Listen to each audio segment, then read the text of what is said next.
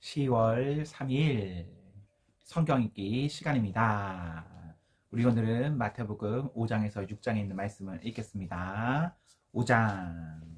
예수께서 자신의 사역으로 인해 큰 무리가 몰려드는 것을 보시고 산에 올라가셨다. 예수께 배우고 그분께 인생을 건 사람들도 함께 올라갔다. 조용한 곳에 이르자 예수께서 자리에 앉으셔서 산행에 함께한 사람들을 가르치셨다.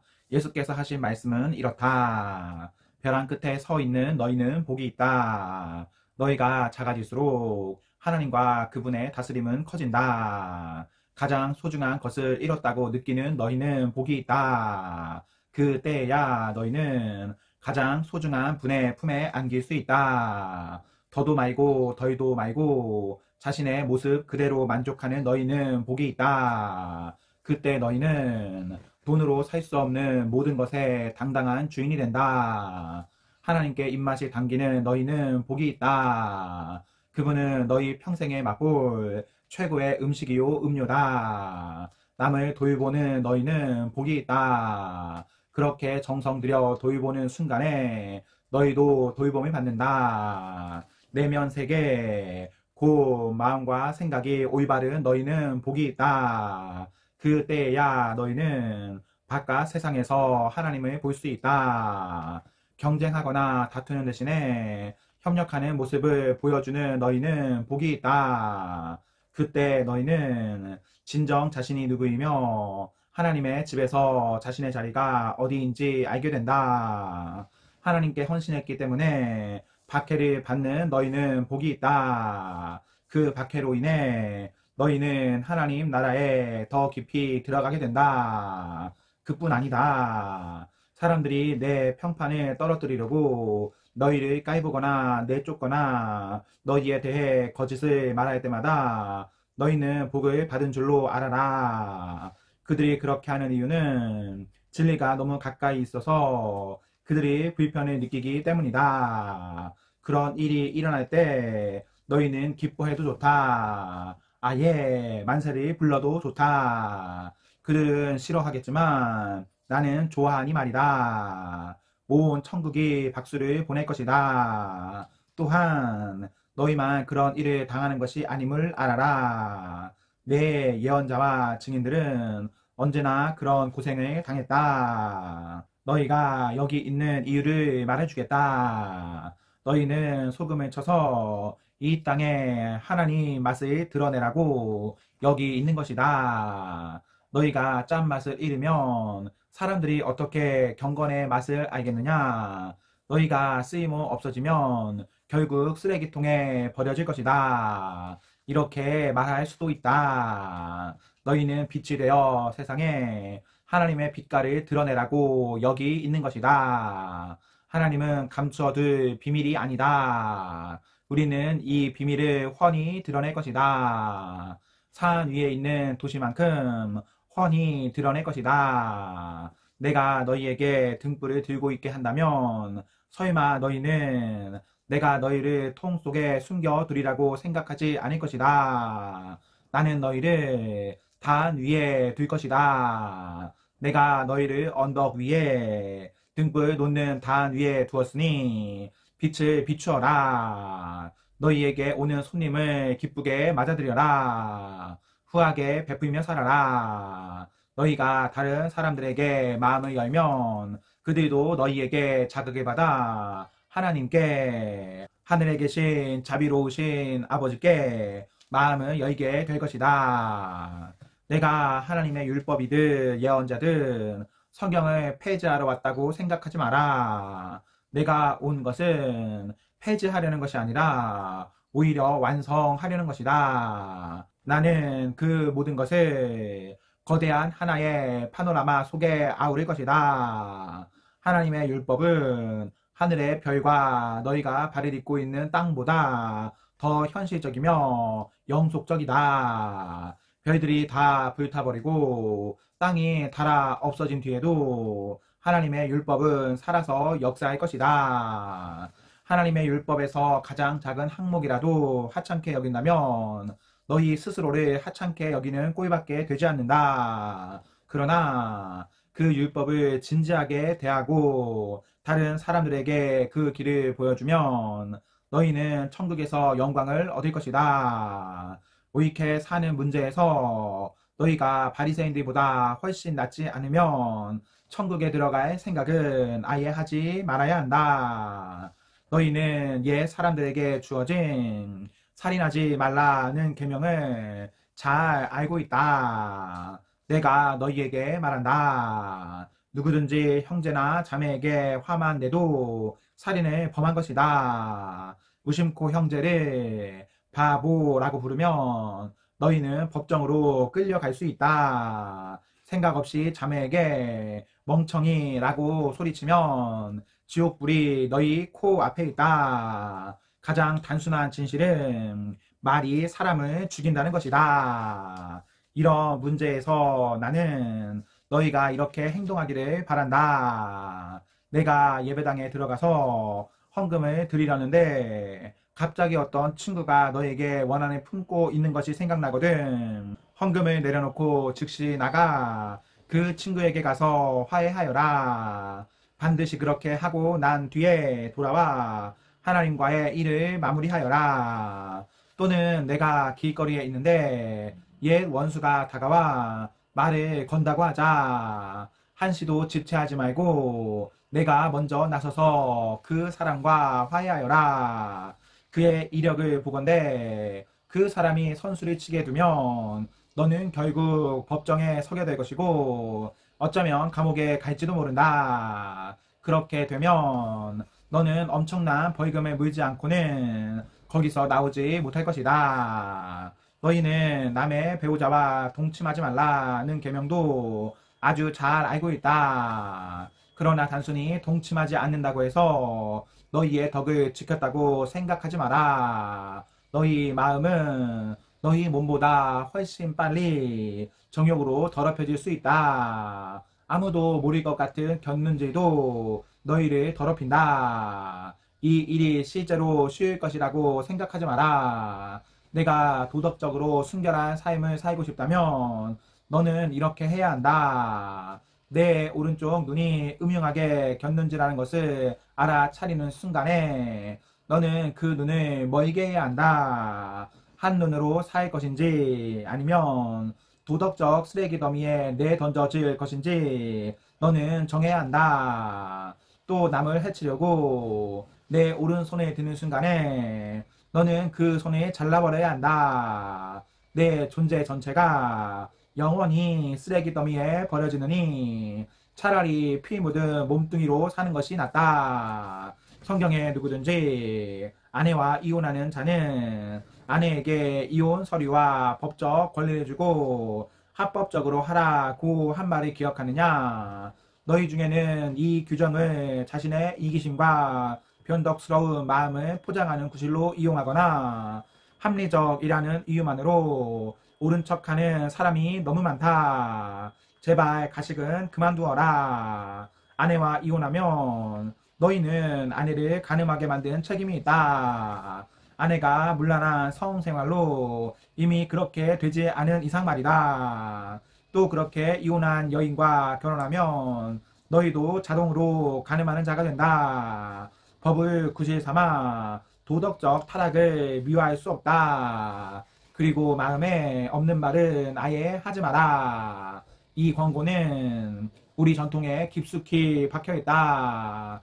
기도해 주겠다고 말하고는 기도하지 않거나 마음에도 없으면서 하나님이 함께 하시기를 빈다고 하며 경건한 말로 연막을 치면 상황이 더 악화될 뿐이다. 종교적 장식을 멋지게 단다고 해서 너희 말이 진실해지는 것은 아니다. 너희 말을 거룩하게 할수록 그 말의 진실성은 떨어진다. 그러면 그렇다, 아니면 아니다 라고만 하여라.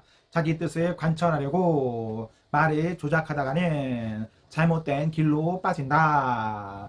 다시 생각해 봐야 할 옛말이 또 있다. 눈에는 눈, 이에는 이라는 말이다. 그렇게 해서 문제가 해결되겠느냐? 내가 하고 싶은 말은 이것이다. 절대로 되받아 치지 마라. 누가 너를 치거든 그 자리에 서서 맞아라. 누가 너를 법정으로 끌고 가서 내 셔츠를 달라고 소송하거든 가장 좋은 외투까지 잘 포장해 선물로 주어라. 그리고 누가 너를 억울하게 이용하거든 종의 삶을 연습하는 기회로 삼아라. 똑같이 갚아주는 것은 이제 그만하여라. 너그럽게 살아라. 너희는 옛 율법에 기록된 친구를 사랑하라는 말과 기록에는 없지만 원수를 미워하라는 말을 잘 알고 있다. 나는 거기에 의의를 제기한다. 나는 너희에게 원수를 사랑하라고 말하겠다. 원수가 어떻게 하든지 너희는 최선의 모습을 다하여라. 누가 너희를 힘들게 하거든 그 사람을 위해 기도하여라. 그러면 너희는 너희의 참된 자아, 하나님이 만드신 자아를 찾게 될 것이다. 하나님도 그렇게 하신다. 그분은 착한 사람이든 악한 사람이든 친절한 사람이든 비열한 사람이든 상관없이 모두에게 가장 좋은 것, 해의 온기와 비의 양분을 주신다. 너희가 사랑할 만한 사람만 사랑하는 것이 고작이라면 상급을 바랄 수 있겠느냐? 그것은 누구나 하는 일이다. 너희가 만일 너희에게 인사하는 사람에게만 겨우 인사한다면 상급을 바랄 수 있겠느냐? 그것은 죄인도 흔히 하는 일이다. 한마디로 내 말은 성숙한 사람이 되라는 것이다. 너희는 천국 백성이다. 그러니 천국 백성답게 살아라. 하나님이 주신 너희 신분에 합당하게 살아라. 하나님께서 너희에게 하시는 것처럼 너희도 다른 사람들을 대할 때 너그럽고 인자하게 살아라. 6장. 너희가 선한 일을 하려고 할 때에 그것이 연극이 되지 않도록 특히 조심하여라. 그것이 멋진 연극이 될 수 있을지는 몰라도 너희를 지으신 하나님은 박수를 보내지 않으실 것이다. 남을 위해 무슨 일을 할 때에는 너희 자신이 주목받지 않도록 하여라. 분명 너희도 내가 연극 배우라고 부르는 이들의 행동을 보았을 것이다. 그들은 기도하며 큰 길을 무대로 알고는 누군가 자기를 보고 있으면 긍휼히 베풀고 사람들 앞에서 연극을 한다. 물론 그들은 박수를 받지만 그것이 전부다. 너희는 남을 도울 때에 자신이 어떻게 보일지 생각하지 마라. 그냥 소리내지 말고 은밀히 도와주어라. 사랑으로 너희를 잉태하신 너희 하나님도 무대 뒤에서 일하시고 너희를 은밀히 도와주신다. 또 너희가 하나님 앞에 나아갈 때도 연극을 하지 마라. 그렇게 하는 사람들은 다 스타가 되기를 꿈꾸며 기도할 때마다 쇼를 일삼는다. 하나님께서 극장 객석에 앉아 계시다는 말이냐? 너희는 이렇게 하여라. 하나님 앞에서 연극하고 싶은 유혹이 들지 않도록 조용하고 한적한 곳을 찾아라. 할 수 있는 한 단순하고 솔직하게 그 자리에 있어라. 그러면 초점이 너희에게서 하나님께로 옮겨지고 그분의 은혜가 느껴지기 시작할 것이다. 세상에는 이른바 기도의 용사들이 가득하나 그들은 기도를 모른다. 그들은 공식과 프로그램과 비결을 잔뜩 가지고서 너희가 바라는 것을 하나님에게서 얻어내는 방법들을 퍼뜨리고 있다. 그 허튼 소리에 속지 마라. 너희가 상대하는 분은 너희 아버지이시며 그분은 너희에게 무엇이 필요한지 너희보다 더 잘하신다. 이토록 너희를 사랑하시는 하나님 앞에서 그저 단순하게 기도하면 된다. 너희는 이렇게 기도하여라. 하늘에 계신 우리 아버지, 아버지가 어떤 분이신지 드러내소서. 세상을 바로잡아 주시고 하늘에서처럼 땅에서도 가장 선한 것을 행하소서. 든든한 새끼 식사로 우리가 살아가게 하소서. 아버지께 용서받은 우리가 다른 사람들을 용서하게 하소서. 우리를 우리 자신에게서와 마귀에게서 안전하게 지켜주소서. 아버지께는 그럴 권한이 있습니다. 원하시면 무엇이든 하실 수 있습니다. 영광으로 빛나시는 아버지, 예, 정말 그렇습니다. 기도에는 하나님이 하시는 일과 너희가 하는 일이 연결되어 있다. 예를 들어 너희가 다른 사람들을 용서하지 않고는 하나님의 용서를 받을 수 없다. 너희가 자기 몫을 다하지 않으면 하나님께서 너희에게 주실 몫을 너희 스스로 차단하는 셈이 된다. 하나님께 더 집중하려고 식욕을 절제하는 훈련을 할 때에는 요란하게 하지 마라. 그렇게 하면 조금은 유명해질지 모르나 거룩한 사람으로 변화될 수는 없다. 너희가 내면의 훈련에 들어가려거든 겉으로는 평소처럼 행동하여라. 머리를 감아 단정하게 빗고 양치질을 하고 세수를 하여라. 관심을 끌려는 수법은 하나님께는 필요 없다. 그분은 너희가 하고 있는 일을 그냥 지나치지 않으시고 두둑이 보상해 주신다. 보물을 여기 땅에 쌓아두지 마라. 여기에 두면 좀 먹고 녹슬고 심한 경우에는 도둑까지 맞는다. 보물은 하늘에 차곡차곡 쌓아두어라. 거기는 좀이나 도둑도 없는 안전한 곳이다. 너희는 너희 보물이 있는 곳에 가장 있고 싶어 할 텐데 결국 그렇게 될 것이다. 그것이 당연하지 않겠느냐? 너희 눈은 너희 몸의 창문이다. 내가 경의와 믿음으로 눈을 크게 뜨면 내 몸은 빛으로 가득해진다. 내가 탐욕과 불신으로 곁눈질하고 살면 내 몸은 음습한 지하실이 된다. 내 창에 블라인드를 치면 내 삶은 얼마나 어두워지겠느냐. 너희는 한꺼번에 두 신을 예배할 수 없다. 결국 한 신은 사랑하고 다른 신은 미워하게 될 것이다. 한쪽을 사모하면 다른 쪽은 업신여기게 마련이다. 너희는 하나님과 돈을 둘 다 예배할 수 없다. 너희가 하나님께만 예배하는 삶을 살기로 결심하면 식사 때 식탁에 무엇이 오르고 옷장에 있는 옷들이 유행에 맞는지 따위로 안달하며 설치지 않게 된다.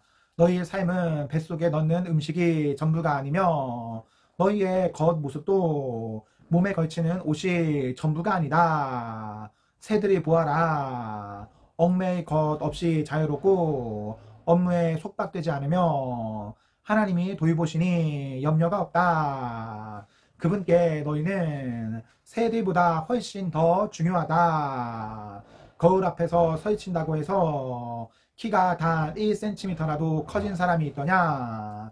유행을 따르느라 버린 돈과 시간이 그토록 많지만 그렇다고 크게 달라지는 것 같더냐? 옷을 보일 것이 아니라 들판에 나가 들꽃을 보아라. 들꽃은 절대로 치장하거나 옷을 사들이는 법이 없지만 너희는 여태 그런 색깔이나 디자인을 본 적이 있느냐? 이 나라의 남녀 베스트들에서 10명이라도 그 옆에 서면 초라해 보인다.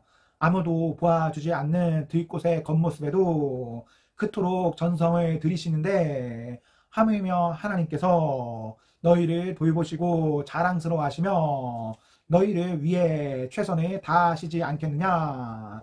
나는 지금 너희로 여유를 갖게 하려는 것이며 손에 넣는데 온통 정신을 빼앗기지 않게 해서 베푸시는 하나님께 반응하도록 하려는 것이다.